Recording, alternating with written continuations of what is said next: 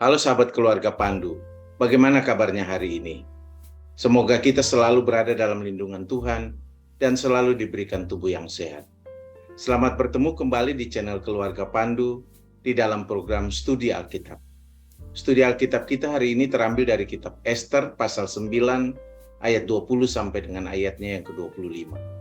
Sebelum mendengarkan penjelasan saya, silahkan membaca teksnya terlebih dulu. Sebelum lanjut, jangan lupa subscribe, like, komen, dan share untuk membantu mengembangkan channel ini, supaya channel ini bisa bermanfaat untuk siapa saja. Latar belakang kitab Ester adalah masa ketika kerajaan Persia di bawah pemerintahan Raja Ahasveros berkuasa atas orang-orang Yehuda. Orang-orang Yehuda tunduk kepada kerajaan Persia ketika Kores, Kaisar Agung Media dan Persia, berhasil menaklukkan Babilonia tahun 538 sebelum Masehi. Sebelumnya Yehuda ditaklukkan oleh Babilonia tahun 605 sebelum Masehi, dan banyak orang Yahudi yang dibawa sebagai tawanan ke Babilonia tahun 598 dan 587 sebelum Masehi. Meskipun Kores telah mengeluarkan dekret yang mengizinkan orang Yahudi untuk kembali ke negeri mereka, banyak dari mereka yang memilih tetap tinggal di Babilonia. Jadi kisah Ester ini adalah cerita tentang orang-orang Yahudi di Persia yang tinggal jauh dari negeri asal mereka, tetapi mereka tetap setia kepada warisan leluhur mereka, termasuk warisan religius mereka. Itu artinya, meskipun kitab Ester sama sekali tidak menyebutkan nama Tuhan, namun karena orang Yahudi tetap mewarisi tradisi religius mereka, maka kepercayaan mereka tidak dapat dipisahkan dari kepercayaan kepada Yahweh.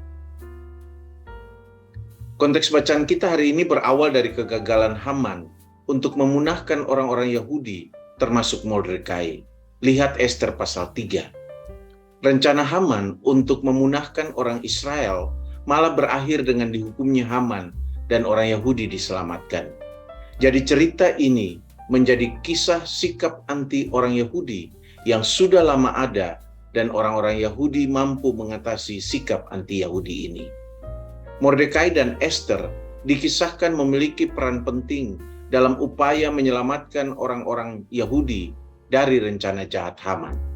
Namun penyelamatan ini bisa juga terjadi karena Raja Ahasveros bersikap adil dalam menghakimi orang-orang yang berlaku jahat. Sikap Raja Ahasveros ini memperlihatkan sikap para pemimpin Persia yang dikenal memiliki sikap toleransi terhadap etnis minoritas. Sebagaimana yang bisa kita lihat juga di dalam silinder Kores yang berisikan titah dan sikap Kores terhadap para tawanan di dalam lingkungan kerajaannya. Kisah ini sama sekali tidak menyebutkan campur tangan Tuhan atau Yahweh dalam bencana yang dialami oleh orang Yahudi. Namun ketika kisah ini bercerita tentang permintaan Ester untuk berpuasa, lihat Ester 4 ayat 16, tindakan ini tidak dapat dipisahkan dari tradisi puasa orang Yahudi sebagai sebuah tindakan spiritualitas dari orang Yahudi dalam mendekatkan diri dan mencari pertolongan pada Tuhan. Pada perayaan Hari Purim ini, orang akan berpesta, bergembira, dan saling membagikan makanan satu kepada yang lain, dan juga bersedekah kepada orang miskin. Kata misloah disandingkan dengan manout untuk menekankan saling mengirimkan makanan sebagai bagian dari perayaan Hari Purim. Misloah secara harfiah berarti merentangkan atau mengulurkan tangan, tetapi juga memiliki makna mengirimkan. Sementara manout dari mana secara harfiah berarti porsi, tetapi juga sering dihubungkan dengan makanan atau ransum.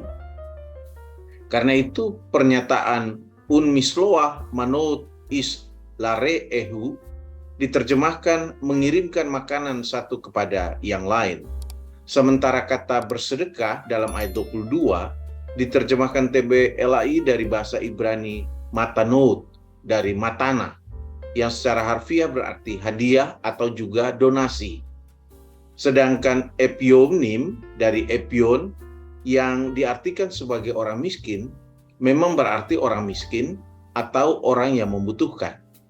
Jadi yang dimaksudkan di sini adalah memberikan sesuatu sebagai hadiah atau donasi kepada orang miskin atau mereka yang membutuhkan. Narasi ini adalah narasi asal-usul perayaan Hari Purim di kalangan orang Yahudi. Perayaan Hari Purim merupakan perayaan yang diatur dan diwajibkan oleh Mordekai dan Ester untuk seluruh orang Yahudi dan seluruh keturunannya yang berdiam di seluruh wilayah Raja Ahasweros. Jadi perayaan Hari Purim adalah perayaan yang lebih bersifat sekuler karena tidak ada doa, pemberian korban, atau tindakan lain sebagaimana umumnya dalam perayaan hari keagamaan.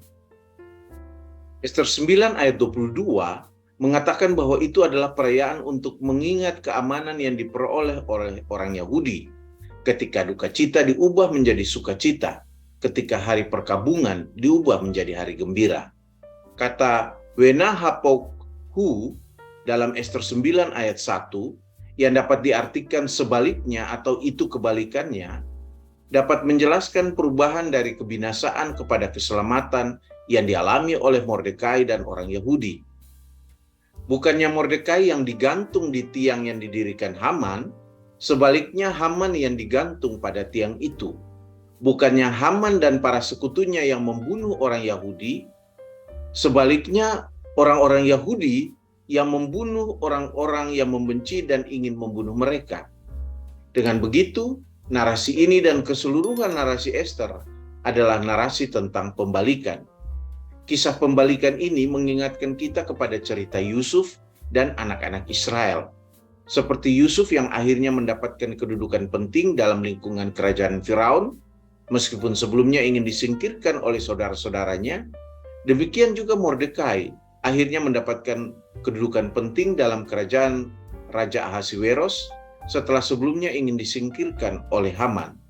Seperti Yusuf yang akhirnya menyelamatkan saudara-saudaranya dan ayahnya dari bencana kelaparan, demikian juga Mordekai ikut berperan dalam menyelamatkan orang-orang Yahudi dari bencana genosida atau pemunahan yang mau dilakukan Haman. Mordekai yang telah mendapat status atau kedudukan terhormat dalam lingkungan kerajaan Ahasweros dalam ayat 20 disebut sebagai penulis atau yang menulis peristiwa tersebut. Karena orang-orang yang tinggal di luar benteng tidak mengetahui intrik Haman itu. Penyebutan baik yang dekat maupun yang jauh dalam ayat 20 berhubungan dengan orang-orang Yahudi yang tinggal di dalam lingkungan benteng atau di dekat benteng maupun yang jauh dari benteng Raja Ahasweros. Mereka hanya mengetahui maklumat yang dibuat oleh Haman dengan memakai cincin meterai raja. Mordekai menulis peristiwa ini dengan tujuan agar orang Yahudi mengetahui dengan benar niat Haman yang ingin memunahkan orang Yahudi dan alasan mengapa pada setiap hari ke-14 dan hari ke-15 di bulan Adar mereka harus merayakan hari Purim. Penetapan perayaan oleh Mordekai dan Ester ini agar Purim dirayakan di hari ke-14 dan ke-15 di bulan Adar ini pada awalnya diawali dengan pembunuhan musuh-musuh orang Yahudi di hari ke-12 dan hari ke-13 di bulan Adar. Hari ke-12 dan hari ke-13 di bulan Adar ini sebenarnya adalah waktu yang ditetapkan Haman dan para sekutunya untuk memunahkan orang Yahudi. Jadi justru di tanggal yang ditetapkan Haman dan para sekutunya itulah orang-orang Yahudi berbalik membunuh para musuhnya. Inilah juga kisah lain tentang pembalikan dalam narasi Ester. Nah, jadi apa relevansi teks ini untuk kita orang beriman saat ini? Pertama, kita diingatkan bahwa sebagaimana yang dialami orang-orang Yahudi di wilayah Persia, pembalikan bisa saja terjadi dalam kehidupan ini. Kejahatan tidak selalu menjadi yang dominan, tetapi kejahatan bisa diubah menjadi kebaikan. Rencana-rencana yang jahat bisa diubah menjadi hal yang baik dalam setiap hidup orang percaya. Sebagai orang-orang beriman, kita percaya bahwa Tuhan ikut berperan dalam mengubah semuanya itu. Karena itu, berhati-hatilah dalam merencanakan sesuatu kepada orang lain. Tetapi kisah ini juga mengingatkan kita bahwa Tuhan selalu ikut berkarya dalam kehidupan manusia dan memberikan yang terbaik bagi hidup manusia. Kedua, Sebagaimana yang dilakukan orang-orang Yahudi saat merayakan hari Purim, hendaklah sukacita yang kita rasakan tidak membuat kita hanya sibuk dengan diri kita sendiri atau hanya bersenang dan memikirkan diri kita sendiri. Tetapi dalam sukacita itu, ingatlah juga orang lain, terutama berbagilah dengan mereka yang membutuhkan. Demikian studi Alkitab kita hari ini.